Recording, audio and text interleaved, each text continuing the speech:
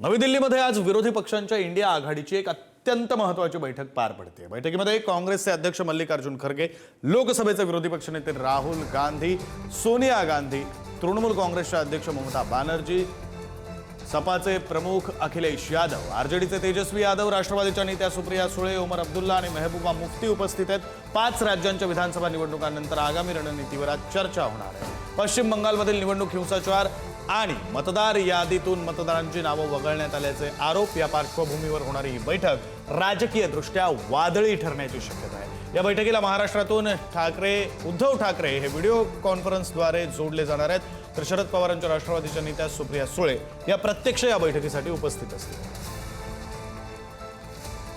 आपले प्रतिनिधी शिवाजी काळे आपल्यासोबत जोडले गेलेले आहेत। शिवाजी, या बैठकी संदर्भातले काही तपशील आपल्यापर्यंत पोहोचवतील। शिवाजी, अगदीच इंडिया आघाडीचं ही जी बैठक पार पडत आहे, अत्यंत मोठ्या घडामोडी झाल्यानंतर आणि मोठी पडझड झाल्यानंतर इंडिया आघाडीची बैठक होत आहे।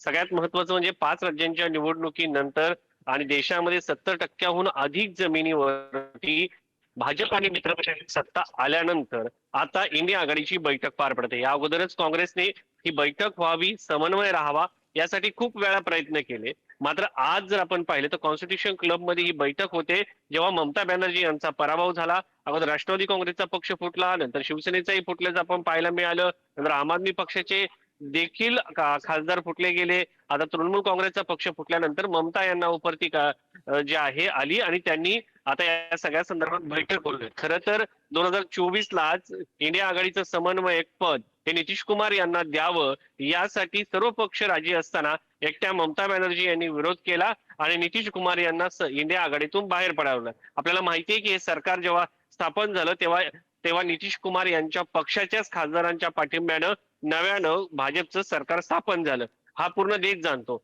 आता त्याच ममता बॅनर्जी यांची जेव्हा पडझड झाली तेव्हा त्यांना जाणीव झाली की इंडिया आघाडी किती महत्वाची आहे आणि त्यांच्या अलीकडच्या काळामध्ये राहुल गांधी हे महत्वाचे नेते आहेत हे त्यांना जागृत झाली। 2024 ची जर परिस्थिती आपण पाहिली तर 2 वर्षांमध्ये इंडिया आघाडीमध्ये इतकी पडझड झाली। इंडिया आघाडीचे जे पंतप्रधान पदाचे उमेदवार होते, शरद पवार असो, ममता बॅनर्जी असो, त्यानंतर तिकडे डीएमके असो, त्याचबरोबर इकडे लालू प्रसाद यादव असो, नितीश कुमार असो, हे सगळे नेते आता थंड बस्त्यात गेलेले आहेत।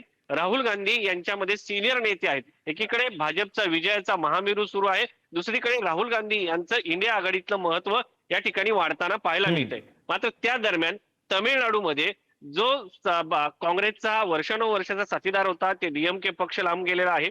आम आदमी पक्ष या बैठकीमध्ये उपस्थित नाहीये। डावे देखील नाराज आहे केरळमध्ये झालेल्या पराभवानंतर। आणि दुसरीकडे तामिळनाडू, शिवाजी, तुम्ही सांगितलेल्या सगळ्या मुद्द्यांवरून एक लक्षात येतं की आजची ही बैठक किती महत्त्वाची आहे। त्यामुळे या बैठकीमध्ये नेमकं काय ठरतंय, पुढची दिशा इंडिया आघाडीची काय असणार आहे?